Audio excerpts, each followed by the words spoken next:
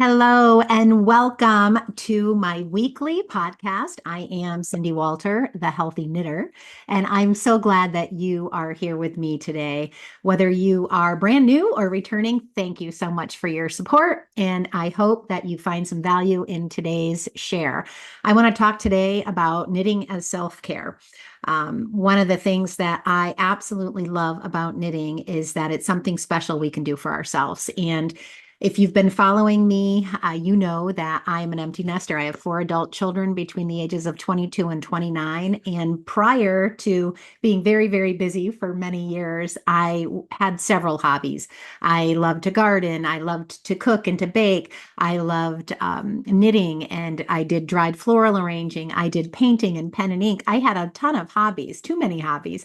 And then once I got very, very busy with my kids, really the only thing I was able to continue with during that time was I stamped cards and wrapping paper and made gifts that way. And I did scrapbooking. And I loved doing all of that. And I even got so busy that I pretty much stopped scrapbooking. And then everything became so digital that my youngest has a lot less photos than my oldest does. That's for sure. Sorry, Maddie, if you're watching this. But I found that when all my kids left home, this was now the time for me to take care of me, get back to some hobbies and things that I love. And as a health and wellness coach, as someone that for a living, my job is to help people feel better, help be preventative on the healthcare side of things, help them to not get sick, help them to live a long, happy, healthy life. I really think managing stress is one of the major, major things that I need to help people with. And I was just in Florida last week, and I'm in Ohio now, and it's freezing today. It's in the negative, it's been in the negative digits today, very, very cold. But while I was in Florida last week, it still was chilly there, but way, way warmer than here. I went for a health and wellness event. I went to a 2-day training and a wellness event with a leading scientist from my company and a researcher of researchers is how he calls himself. And we talked about all of the health crises we're facing and stress and managing stress because stress causes so many health issues was one at the top of the list. So that is why I am here. I am trying to get more and more people to knit. I just spent lunch today with a dear friend, Connie, and taught her how to knit. We've got her knitting her first scarf. And one of the things that gets me so excited about having new people learn to knit is because I know that it will help them manage their stress. So, off my soapbox of managing stress, I want to talk to you today about self-care. And I'm going to do that. But first, I'm going to show you what I've been busy working on. So I forgot to show you guys this on my last episode. So great way to use extra yarn is these braided ear warmers. This is called the Cozy Cable Ear Warmer. And this yarn is Blue Sky Fibers, Woolstok Tweed in the wild mushroom color. And I had made a hat with this and I had leftover yarn. So I made a lovely ear warmer with it. And then finally, everyone, the socks are done. The socks are done. The color, this one's a little lighter than this one, but not crazy different. Not crazy different.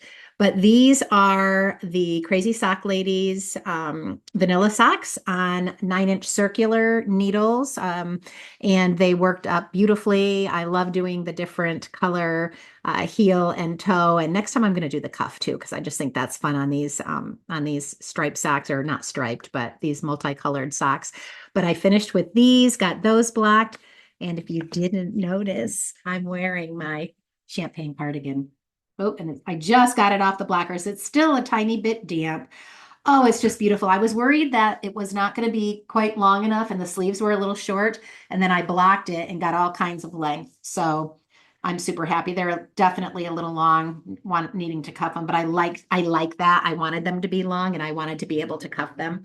So I am more than thrilled. I love the raglan increasing. You can see the pattern on the way down in the front and on the back. The only thing I don't love is every once in a while you'll see one of the increases gives a little bit bigger of a hole. So I feel like I'm going to need to go in and do a little bit of surgery just because I don't like, now I have a dark top underneath it, so it's a little more noticeable. But if you have any suggestions, you can see like there's a couple that are a little bit bigger. I don't mind seeing them when they're all the same at all. I don't mind that. But then you'll see these two are a little bit bigger. So, any tips from those of you that have been knitting longer than me, please let me know because, like I say, I am not an expert on knitting. I'm just passionate about it. I love to do it. I left home without my knitting today, and it was almost as bad as walking out of the house without a cell phone. I couldn't believe it. I was going to teach a friend to knit, and I didn't have anything to knit. The good news was I could be 100% focused on her and getting her started. So it really was fine at the end of the day. But I just hate to be without my knitting. So those are my 3 finished projects. So I'm super excited to have some finished things to show you. And then my works in progress, still working on my hat that I have here for the cafe cable set. Made some nice progress with this self-striping yarn. It's got the cute, this honestly is very similar to the Jason's hat that I've been making all winter long, that I've made 6 of. Very, very similar. I will be folding up the cuff at the bottom, and I've got to do some more cables. It's a finer yarn and a smaller needle, but very, very similar pattern. So I love it. I'm very comfortable with it. So I'm excited because now I'll be able to do this and then have the matching scarf to go along with it that has cables in it as well. So working on that, making some nice progress. And then I decided I'm going to be doing at least 1 pair of socks per month. And I'm well on my way, started my self-striping socks. And these are supposed to be a little longer. I don't know that I'm going to make them quite that long, but these are the Mahalle top-down sock. And I've got 2 going. And so far, this is how far I've gotten. And I'm doing these on the treadmill. So this is my treadmill knitting. Super easy to do while I am walking uphill. And, a little note on that. I follow Andrea Mowry, which I know many of you guys do. I made a couple of her patterns and I absolutely love her. And I saw her today walking on her treadmill while she was knitting, talking to the camera and doing a live Instagram story. And it just reminded me of, it's been so cold. I haven't been able to go outside with my weighted backpack on to get my exercise outside. So I've been just going down to our basement and getting on the bike. I think I've shared with you that I do my weights, my arm weights on the bike. I do my Italian lesson in the morning on the bike. And then I move over to the treadmill and then I walk uphill and I knit. And if you can combine activity with this, I'm telling you, you will feel really great. I love the fact that I can be active and still do something wonderful that I love. And if I can combine the two, I just absolutely love that. And I really want to encourage knitters to make sure that you are getting activity in, because I'm telling you, I can get obsessed about a pattern that I'm working on and work so hard and so long that I'm sitting still for a very long time. So getting back to self-care and taking care of you, because my goal is that all of my friends here are healthy knitters, healthy crocheters, whatever it is that you're doing. And taking time for self-care is an absolute priority for me and should be for you. You've probably all heard on an airplane ride when a stewardess says to put your oxygen mask on first before you take care of those around you. And there's a reason for that. When you take care of your health, then you're better at like for me, if I take care of my health and I'm healthy, I'm a better wife, I'm a better mother, I'm better able to care for my elderly mother. I'm better all around. So I need to put my oxygen mask on first. And there's nothing selfish about that. So just want you to make sure you're well aware of that. And remember, when you are taking time to knit and you are really helping yourself in the stress category, that you do things like think about your posture. I tend to slouch after a while when I am knitting. And I really need to remind myself to sit up and bring my shoulders up, back, and down while I'm knitting. And I just saw someone tagged me, I think it was on Facebook, a pair of glasses that you could wear that you could keep your head upright so you don't have to look down. And they were like mirrored glasses. So you could Google that. I'm sure Amazon has something like that where if you get neck aches at all from knitting and looking down at your work, you could maybe find these glasses. I bet they're not that expensive. That could help you be able to keep your eyesight up and your neck and your posture up. But make sure you're aware of that posture. Make sure you're doing hand stretches. I know for me, when my hands get tired, the trick that helps me best is switching projects. So if I do these for a long period of time, I do start to get sore. I for some reason, when I'm working, I'm scrunching up my little pinky and it starts to get sore on my right hand only. I don't know why I do that. Must not do it on my left hand. And so when that starts to happen, I just switch projects and then I'm using different needles, different yarn, and the pain goes away. So just be mindful of that you are taking care of stretching your hands, and make sure you are taking mindful breaks to avoid any strain, any eye strain from staring, any soreness. Get up, walk around. If you have a bike at home, if you have a treadmill or an elliptical, something that it's conducive for you to get some steps in while you're knitting. Get off the couch, get out of your desk chair. I like to do a lot of my knitting right here, and I'll put YouTube, I'll watch knitting podcasts and I'll be knitting right here. So sometimes I just need to get up and do a lap around the house. And it's so cold right now that I'm not going outside. So I've got to be smart. I can go up and down the stairs to my basement a few times, but make sure you're taking time for that.